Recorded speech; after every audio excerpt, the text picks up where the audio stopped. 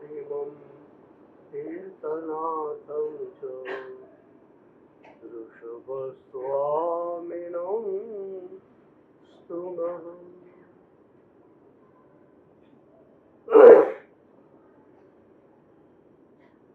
એક બહુ મજાનું પુસ્તક છે, living with the Himalayan masters. Swami રામે એ પુસ્તક લખેલું છે. એ પુસ્તકમાં એક મજાની ઘટનાનું વર્ણન છે. એકવાર સદગુરુ સ્વામી રામને પૂછે છે કે જ્યારે આપણે સદગુરુ પાસે જઈએ ત્યારે માત્ર અને માત્ર એમના ચરણોનું સ્પર્શ કેમ કરીએ? હાથનો નહીં, મસ્તિષ્કનો નહીં, માત્ર ચરણોનો. સ્વામી રામે કહ્યું, ગુરુદેવ, મને તે ખ્યાલ આવતો નથી, આપ જ સમજાવો કે સદગુરુના ચરણોનો જ સ્પર્શ.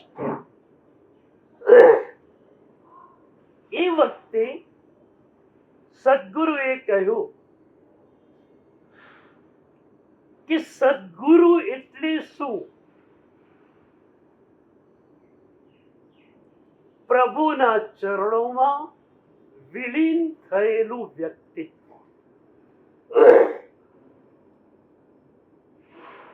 સદગુરુ પોતે વિલીન થયેલા છે પરમ ચેતનામાં, અને એટલે જ સદગુરુનું વ્યક્તિત્વ અસ્તિત્વમાં ફેરવાઈ ગયું છે. સદગુરુ પોતાના જીવન દ્વારા એક સંદેશ આપે છે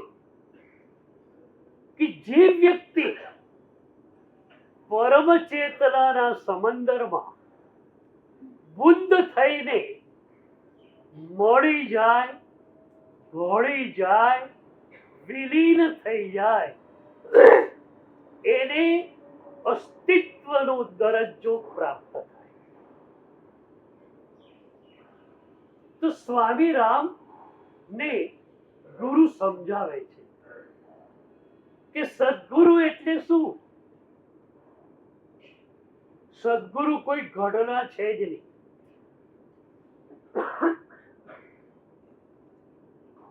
જે ક્ષણે તમે દીક્ષા લો છો એ જ ક્ષણે તમે જતા રહો છો. તમે હોતા નથી, માત્ર પ્રભુ હોય છે. દીક્ષાનો મતલબ જ આ છે કે પરમ ચેતના કેન્દ્રમાં આવી છે.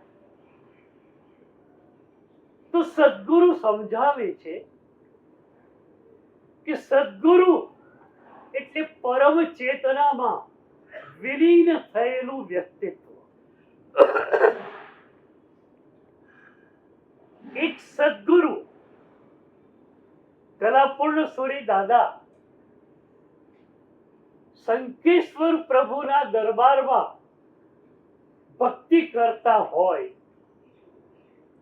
આપણે પાછળ બેઠેલા હોઈએ ત્યારે સદગુરુનું આપણી તરફ લંબાતું અંગ કયું હોય? માત્ર ચરણો.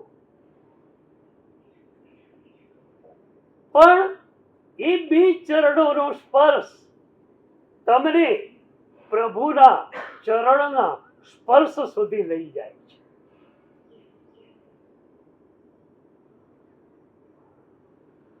એક વાત હું વારંવાર કહેતો હોઉં છું,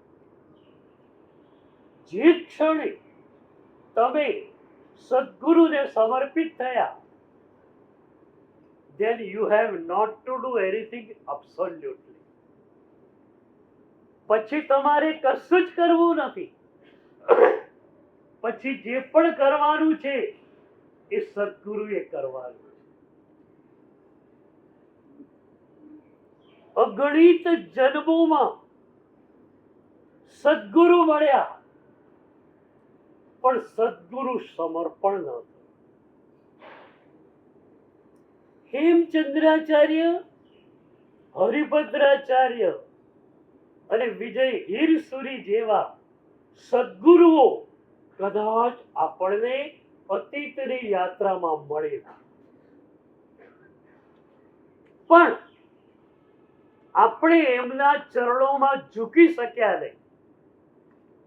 અને તમે જ્યાં સુધી ઝૂકી ન શકો ત્યાં સુધી સદગુરુ કામ શરૂ કરી શકતા નથી. સદગુરુના હાથ બંધાયેલા છે. જે ક્ષણે તમે સમર્પિત થયા એ જ ક્ષણે સદગુરુ ચેતનાનો કોલ છે તમને કે તને મોક્ષમાં લઈ જવાની જવાબદારી મારી છે. ગુરુ વ્યક્તિ અને ગુરુ ચેતના બે શબ્દો આપણી પરંપરામાં છે. અગણિત જન્મોથી આપણા ઉપર કામ કરનાર ગુરુ ચેતના છે. ગુરુ વ્યક્તિ બદલાયા કરે. બિલકુલ કલેક્ટરની પોસ્ટ જેવું છે. મિસ્ટર શાહ આવ્યા, પછી એ ગયા, મિસ્ટર વ્યાસ આવ્યા, પછી એ ગયા, મિસ્ટર ત્રિપાઠી આવ્યા. વ્યક્તિ બદલાય છે, પણ એની આખી ધારા છે એ બદલાતી નથી. સદગુરુ વ્યક્તિ દ્વારા આ જન્મમાં ઇનિશિયલ સ્ટેજમાં તમે કામ શરૂ કરી શકો. તમે સદગુરુના ચરણોમાં ઝૂકી શકો. અને જ્યાં ઝૂકવાનું થયું પછી ગુરુ ચેતના તમારો હવાલો સંભાળી લે છે. પછી આવતા જન્મમાં એ જ ગુરુ વ્યક્તિ મળે એવું જરૂરી નથી, પણ કોઈ પણ ગુરુ ચેતના હશે એ તમને સીધી જ ઉપાડી લેશે અને જ્યાંથી તમારી સાધના ગયા જન્મમાં અટકેલી હતી ત્યાંથી આગળ શરૂ કરાવશે. એકમાત્ર સમર્પણ થઈ ગયું, બસ પછીનું કામ એકદમ સરળ છે.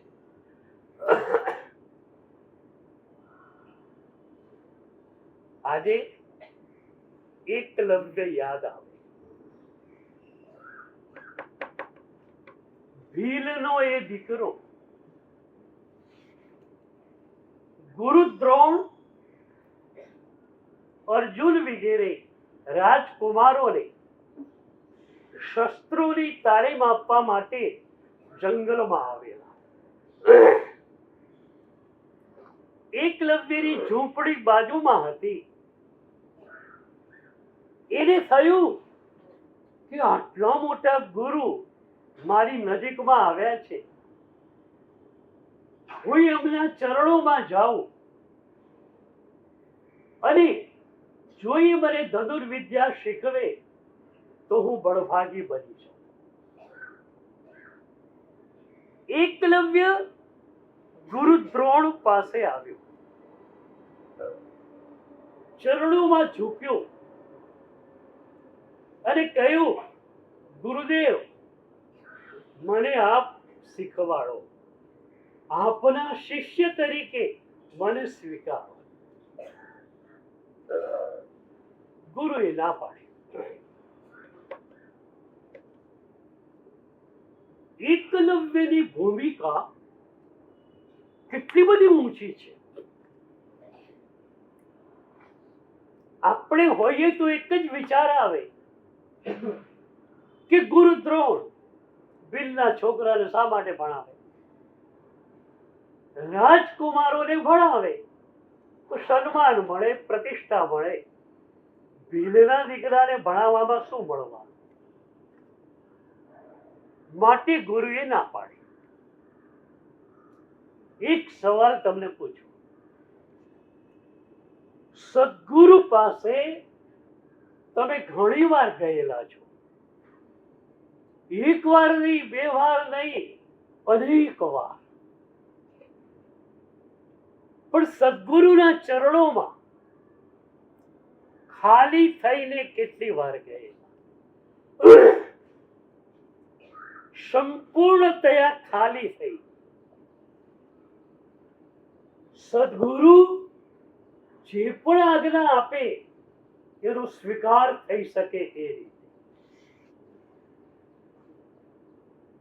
મારો પણ સંસાર ચાલુ રહ્યો એની પાછળનું કારણ એક જ છે કે અતીતની યાત્રામાં સદગુરુ ચેતનાને હું સમર્પિત થયો નહોતો.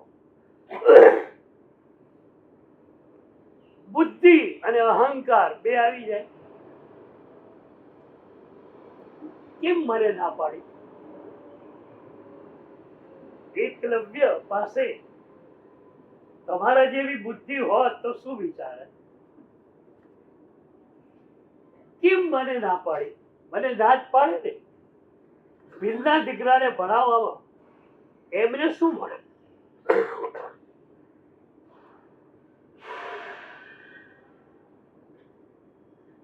એકલવ્ય ગુરુની નાનો સ્વીકાર કરે.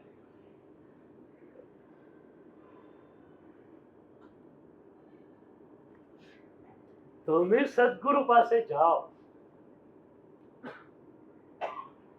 મનમાં ઈચ્છા હોય કે સદગુરુ આના માટે હા પાડી દેશે, મારે શત્રુંજયમાં 99 કરાવવું છે કે મારે ચોમાસું કરાવવું છે, ગુરુદેવ પાસે હું જઈશ, ગુરુદેવ હા પાડી દેશે.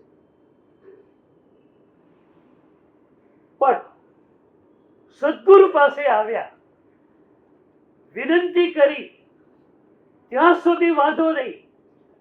એ પછી સદગુરુ કે હમણાં અનુકૂળતા નથી, હમણાં હું આવી શકું એમ નથી, તો એ નાનો પણ તમે પ્રેમથી સ્વીકાર કરી શકો.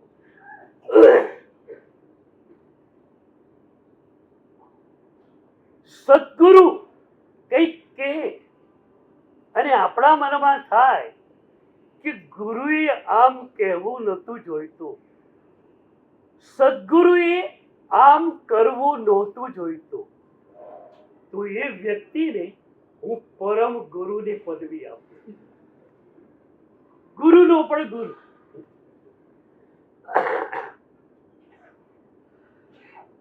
ક્યારે પણ વિચાર ન આવે કે સદગુરુએ શું કરવું જોઈએ, શું ન કરવું જોઈએ. સદગુરુ ઇઝ સુપ્રીમ બોસ. જ્યાં સુધી આ સમર્પણ નહીં આવે ત્યાં સુધી સાધના શરૂ થવાની નથી. એક ડોક્ટર પર તમને વિશ્વાસ નથી તો એની પાસે તમે સર્જરી કરાવવાના કરે?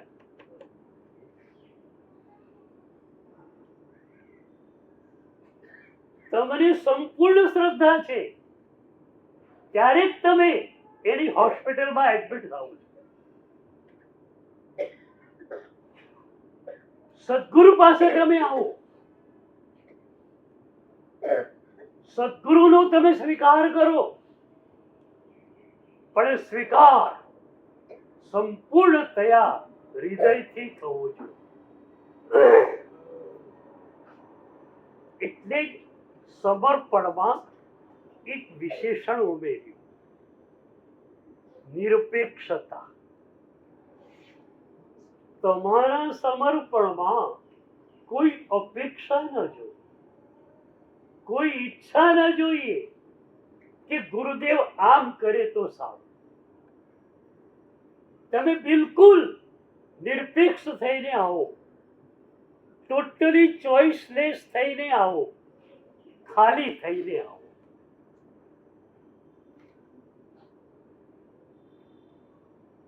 આ વાત એટલા માટે જરૂરી છે કે અનંત જન્મો થયા, પ્રભુની સાધના પણ મળી, અને છતાં આપણો સંસાર ચાલુ રહ્યો. એ જ પ્રભુની સાધના આ જન્મમાં મળી છે. હજુ સંસાર ચાલુ રાખવો છે કે મોક્ષ તરફ પ્રયાણ કરવું છે?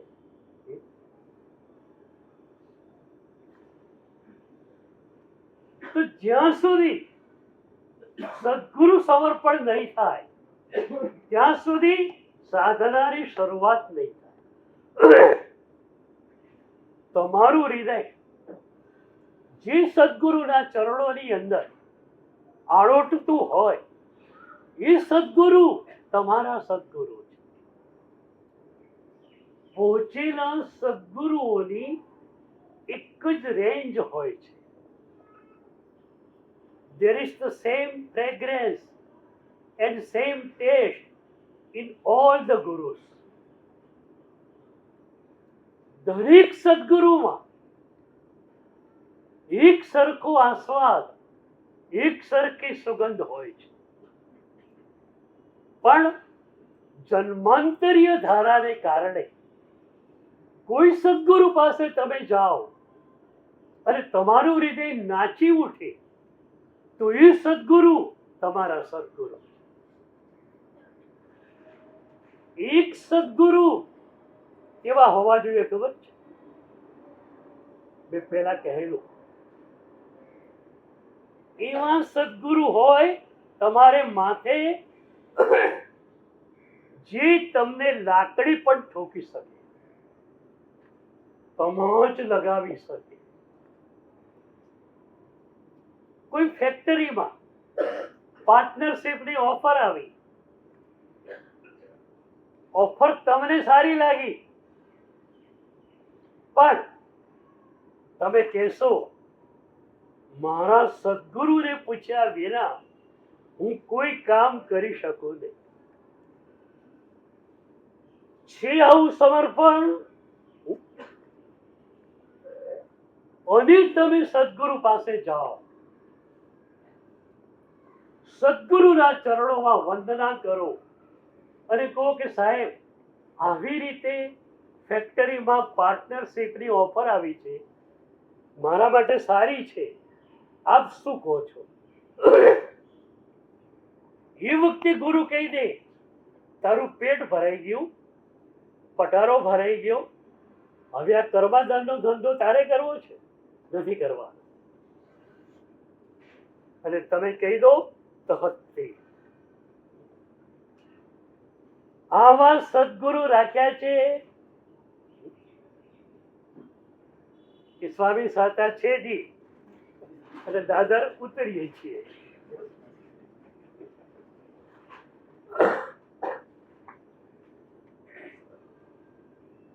સદગુરુ સમર્પણ અમારી પાસે પણ એ સમર્પણ ન હોય તો પ્રભુની ચાદર ભલે મળી ગઈ અમને, પણ ખરેખરી પ્રભુની સાધના અમને પણ ન મળે. એવું નહીં માનતા કે આ ચાદર મળી એટલે મોક્ષ થઈ ગયો. આ ચાદર એ તો બાહ્ય એક તમને આપેલું પ્રતીક છે કે તમે પ્રભુના થઈ ગયા, પણ ખરેખર તમે પ્રભુના થયા છો? તમે ખરેખર સદગુરુના થયા છો કે તમે તમારા જ છો?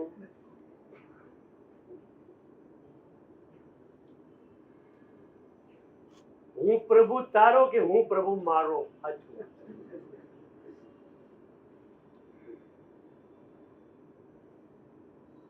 તું પ્રભુ તારો ને હું પ્રભુ મારો.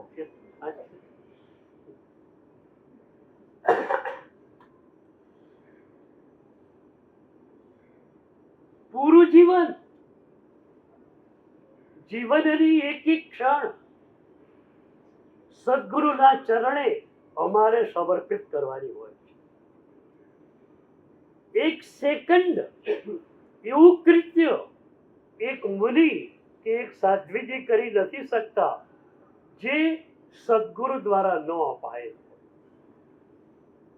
અમારી એક એક ક્ષણ પ્રભુ દત્ત અને ગુરુ દત્ત હોય છે.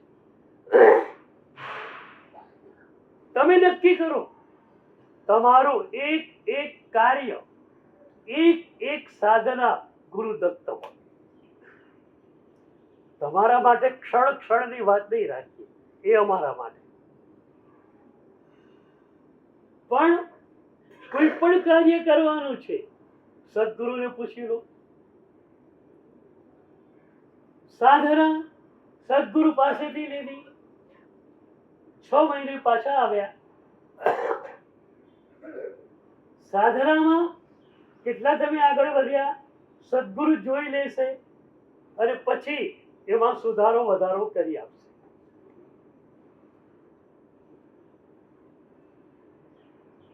આવી રીતે સદગુરુ પાસે જવાનું થાય. અને ધારો કે 5-10 વર્ષ વીતી ગયા, દર 6 મહિને તમે સદગુરુ પાસે જાઓ છો, 10 વર્ષ થઈ ગયા અને તમારામાં કોઈ રૂપાંતરણ ન થાય, તમારો રાગ દ્વેષ ઓછો ન થાય, તમે સદગુરુ પાસે આવો, ધ્રુસકે ધ્રુસકે રડો અને કહી દો કે ગુરુદેવ, હું તમને સમર્પિત થઈ ગયો છું. હવે મારા રાગ દ્વેષ ઓછા ન થાય તો શરમાવાનું કોને, તમારે કે મારે? તમે અમને ચેલેન્જ મારી શકો. We are ready. તમે જો સમર્પિત છો તો તમારી સાધનાને સંપૂર્ણતયા અપલિફ્ટેડ કરવા માટે અમે લોકો તૈયાર છીએ. તમને આજે સાધના આપી કે ભાઈ તને 3 કલાક રોજના મળે છે, 3 કલાક તારે આ સાધના કરવાની. તમે એ સાધનાને કરી ઘૂંટી 6 મહિને પાછા અમારી પાસે આવ્યા. અમે જોઈશું કે કેટલું રૂપાંતરણ થયું અને એ પ્રમાણે સાધનામાં સુધારો વધારો કરીશું. અમારા તરફથી અમે કમિટેડ છીએ, ટોટલી કમિટેડ, પ્રતિબદ્ધ કે તમને રિઝલ્ટ આપ્યા વગર રહીએ નહીં. એક જ શરત છે અમારી, ટોટલ સરેન્ડર.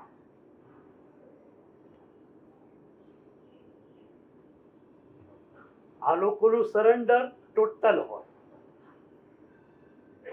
તમારું કેવું હોય? તમારા મનનું સંપૂર્ણતયા સમર્પણ પ્રભુ અને સદગુરુના ચરણોમાં. શરીરના સ્તર પર વિરાધના ચાલુ છે, એનો ડંખ છે, અને ડંખ છે એટલે મન પ્રભુને સદગુરુને સમર્પિત થયેલું છે. વિરાધના છે, કરવી પડે છે, પણ એ વિરાધનાની વેદના છે. માતાઓ બહેનો ઘરે જશે, ગેસ ચાલુ કરશે, તેવું કાંઈની વિરાધના, વાવ કાંઈની વિરાધના. શું થાય એ વખતે માતાઓને? ત્યાં સાધ્વીજી થયા હોત તો કેટલું સારું હતું. તો વિરાધના છે, પણ એ વખતે વિરાધનાની વેદના પણ છે. તો વિરાધનાની વેદના હોવાને કારણે તમે મન પ્રભુને સદગુરુને સમર્પિત કર્યું કહેવાય. તો આમાં તો કોઈ વાંધો આવે નહીં. તમને ધંધો કરી શકાય, સંસારમાં રહી શકાય, મન ટોટલી પ્રભુ અને સદગુરુની આજ્ઞાને સમર્પિત થયેલું હોય. બોલો તૈયાર? ભાઈ તૈયાર?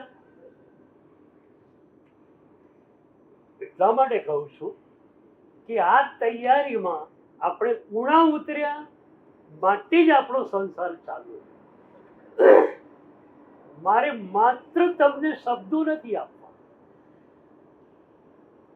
મારી અનુભૂતિ, મારી વેદના, મારો આનંદ બધું જ તમને આપવું છે. પ્રભુ મળ્યા અને જે આનંદ મળ્યો છે એ આનંદ મારે તમને આપવો છે. વિરાધનારી વેદના જે મેં અનુભવી છે એ મારે તમને આપવી છે. અને આત્માનુભૂતિ જે રીતે મારે થઈ છે એ તમારા સુધી મારે પહોંચાડવી. તો તમે તૈયાર? વિદેશમાં તો એક લેક્ચર સાંભળવું હોય તો કેટલી મોટી ફીસ હોય.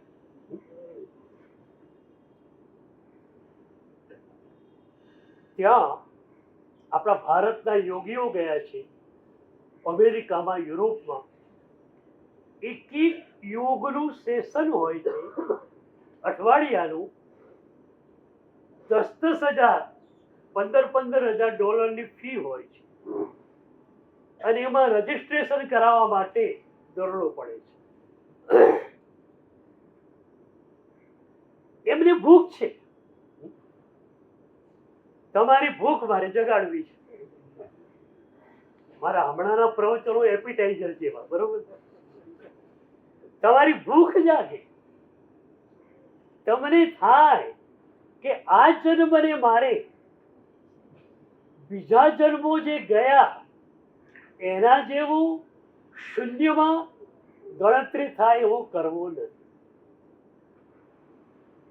આ જન્મમાં સાધનાનું બીજ તમને એવું મળી જાય, સદગુરુ ચેતના એને પાણી પાયા જ કરે અને જન્મોની અંદર એ બીજ વૃક્ષમાં પરિણમે અને તમે મુક્તિના સુખના ભાગી માનો.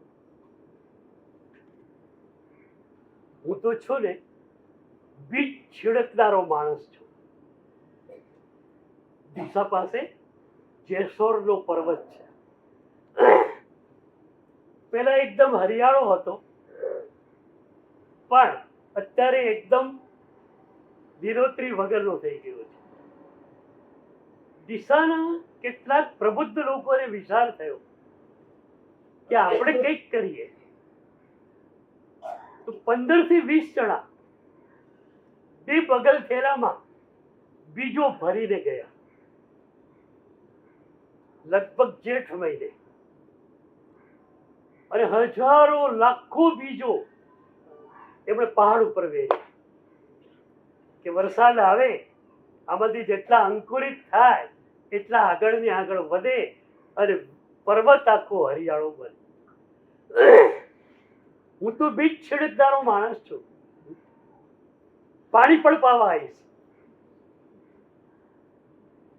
તમારી કેટલી તૈયારી છે મારે પૂછવું છે. આવતીકાલથી પ્રવચનમાં આવવાના એટલી તૈયારી, એનાથી વધારે કોઈ ખરી? તમારી તૈયારી કેટલી?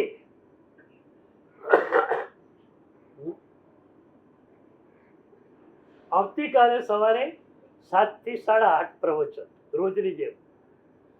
રવિવારે 9 થી 10:30 રહેશે. તો ફરી મૂળ વાત પર જઈએ. આ જન્મને સાર્થક બનાવવો છે. સદગુરુ સમર્પણ વિના આપણે સાધનાનો એકડું ઘૂંટી શકીએ એમ નથી. અત્યાર સુધી માત્ર મીંડા કર્યા છે. આગળ એકડું થાય તો મીંડા બધા કામ ના પાછો, પણ આગળ એકડું થાય તો, નહીતર એ શૂન્યોની કોઈ ગણતરી નહીં. સદગુરુ સમર્પણ. લોકો મને પૂછે કે સાહેબ સમર્પણ તો બહુ અઘરું છે, આખી જાત સોંપી દેવાની. ત્યારે હું હસવા લાગુ. હું પૂછું કે તમારે સમર્પણ શરૂ કરવાનું હોય, બોલો શું છે તમારી પાસે? સંપત્તિ પુણ્યના ઉદયે મળી છે. સંપત્તિ પુણ્યના ઉદયે મળી. તમારી પાસે એક શરીર છે, એક મન છે. લક્ષ અને લીલીલથી નવડાવીને સાફ કરો તો પણ બદબુ વહાવે એવું શરીર તમારી પાસે છે.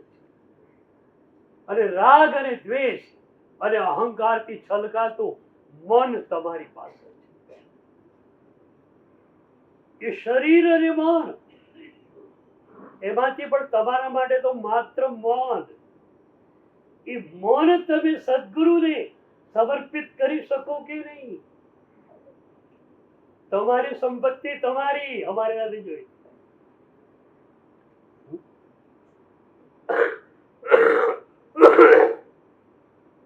તમારું મન અમને આપી દેશો?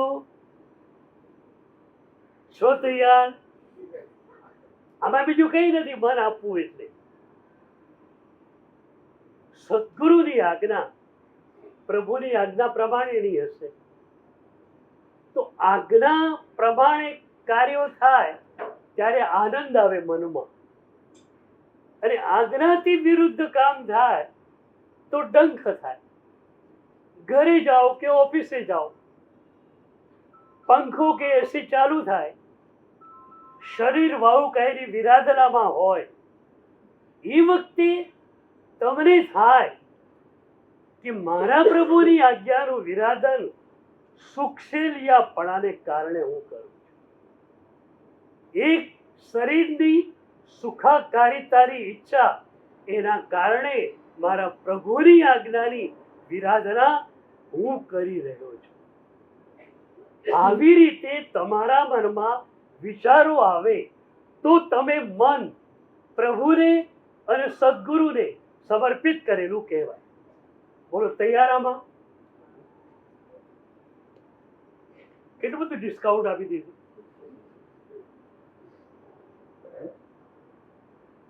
આમાં તો તૈયાર નહીં. એકલવ્ય ગુરુની નાનું સ્વીકાર કરે. ગુરુ હા કે ના કે એ ગુરુ તરફ ખુલતી વાત છે, મારા તરફ ખુલતી વાત થોડી છે. ગુરુએ હાથ કેળવી એવું હું નક્કી કરું તો કેમ ચાલી શકે? ઘરે ગયો, માટીના 3 ગુરુ બનાયા. રોજ સવારે ફૂલ ચડાવે અને કે ગુરુદેવ આપની આજ્ઞાથી હું શીખવા માંડું છું. મહિનાઓની અંદર એકલવ્ય એવી ધનુર્વિદ્યા શીખી ગયો કે એકવાર એને એક નિશાન સાધેલું. અર્જુન ફરતો ફરતો ત્યાં આવ્યો. અર્જુન વિચારમાં પડી ગયો કે આ નિશાન મેં સાધેલું નથી. મારા કોઈ ભાઈઓ આવું નિશાન સાધી શકે એમ નથી. મેં સાધ્યું નથી તો કોણે નિશાન સાધ્યું? ગુરુને પૂછ્યું. ગુરુએ કહ્યું એકલવ્ય એ નિશાન સાધેલું.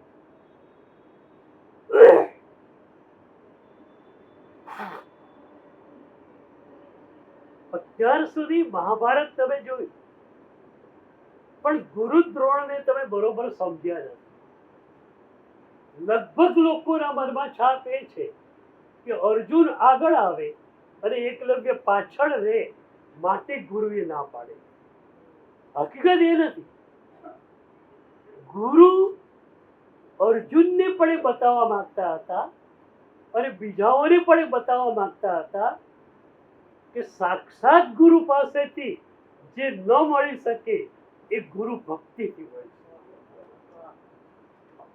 તમે સાક્ષાત ગુરુ પાસે હો પણ તમારી પાસે સમર્પણ નથી તો તમે કઈ પામી ન શકો. દૂર છો, ગુરુની આજ્ઞાથી ગયા છો, 200 કિલોમીટર દૂર, 400 કિલોમીટર દૂર, તમે ગુરુની આજ્ઞામાં છો.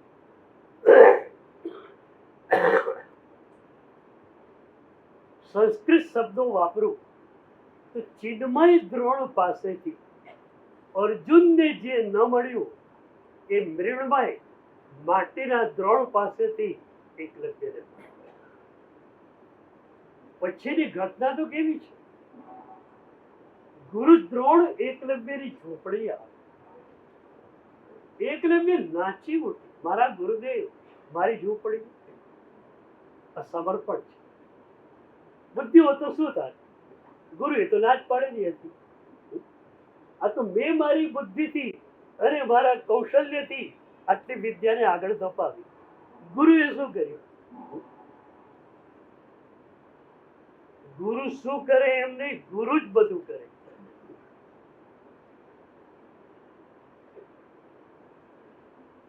You can't do anything absolutely. સદગુરુ જ બધું કરી શકે.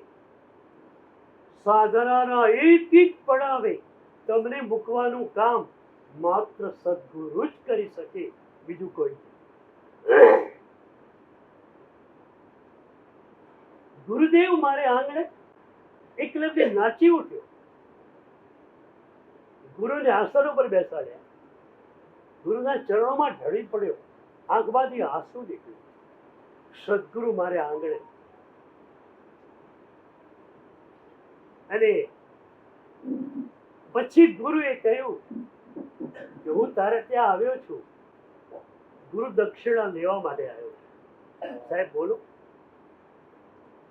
તારા જમણા હાથનો અંગૂઠો કાપીને મને આપો.